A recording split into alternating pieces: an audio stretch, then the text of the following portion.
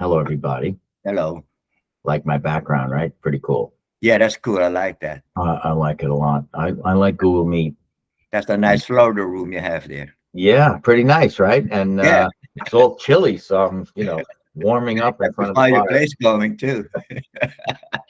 Pretty cool. So, in today's Lunch and Learn, I was going to cover a couple things that I wanted to make sure that everybody's aware of what's going to happen on Saturday.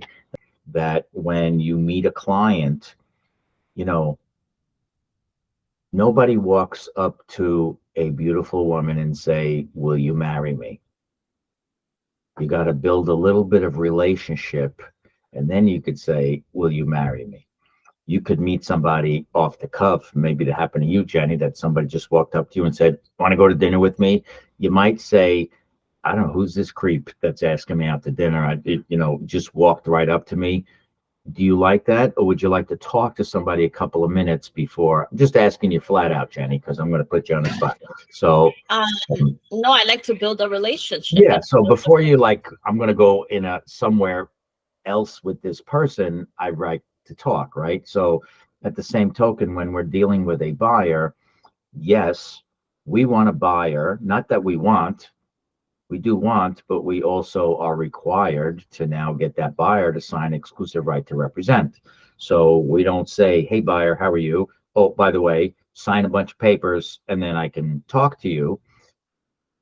The way we want to do it is we want to build a little bit of relationship. That's why I keep saying, or we always learned when I was starting out in real estate and starting to take training, we used to call it CITO, CITO, come into office. When somebody meets you somewhere in the office, they come and sit in the conference room before they go shopping, or they meet you and say, "Yeah, instead of meeting at a house, let's meet in Starbucks, Panera, coffee shop, something, and let's talk about what we're going to be doing."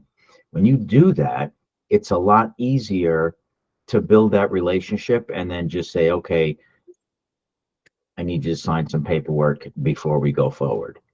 By building a relationship rather than just jumping into somebody, it makes a difference. Again, will you marry me? I don't even know you. Okay, so let's build a little bit of a relationship. We really need to do that. Again, take a step back. We don't want to meet somebody and go, "Hey, how are you? Yeah, I want to go see 123 Cherry Street. Okay, I'm going to send you a whole boatload of papers, sign them all, send it back, and then we can go there."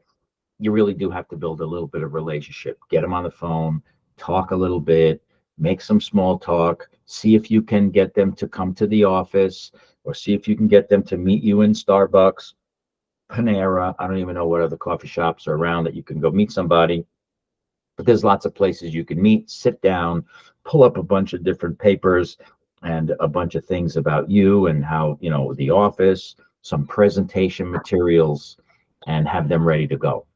One of the students last night asked me, they said, we were just starting to talk about agency and the paperwork. And one of the girls in the back said, "You mean I have to have papers ready to go all the time?" I said, "Yes, of course you do.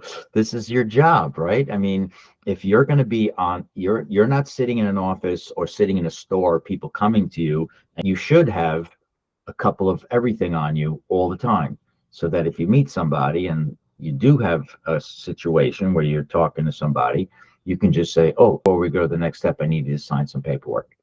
So how do we do that? Well, I happen to have it here with me, or in the car, or in your briefcase because you're walking around, or remember, you can have it in a tablet.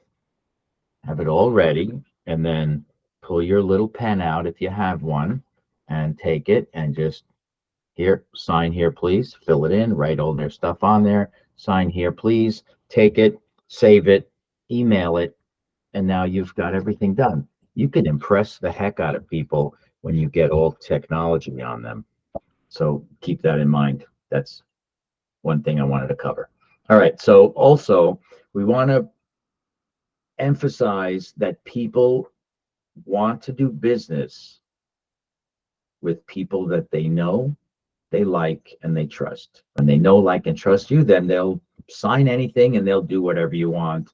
You'll see that that's very typical. Okay, so part of this know, like, and trust, you can do that with total strangers.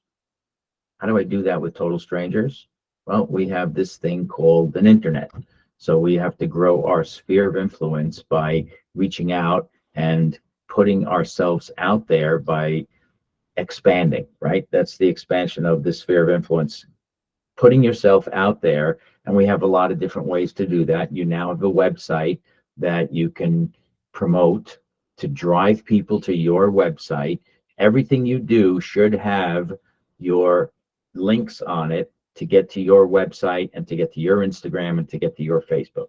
Having an email signature, I don't know if you noticed my email signature. Not only does it have the website, it has my cell phone number, it has other links on it. I even put a link on there. So you want to click on that, takes you right to Amazon, go buy my book, right? So there, that expands your sphere of influence by putting a signature on there with your phone number, with your email address, with link to your website, etc.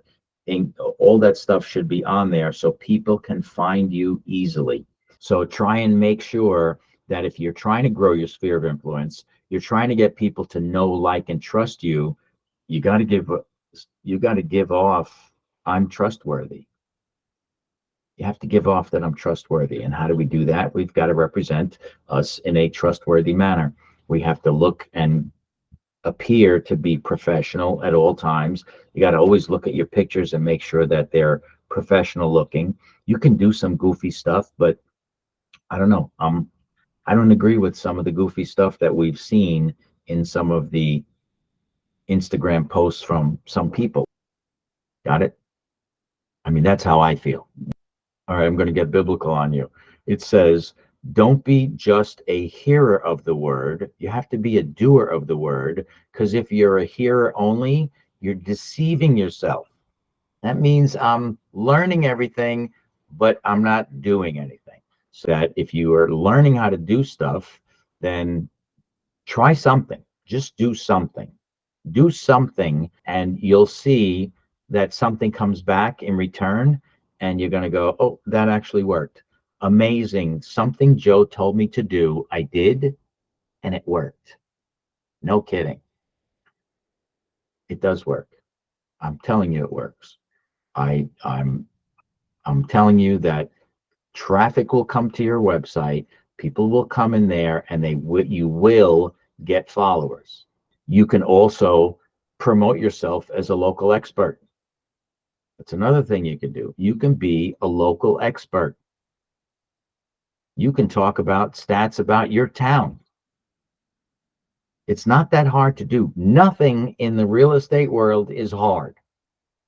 You just have to do it. You can get better results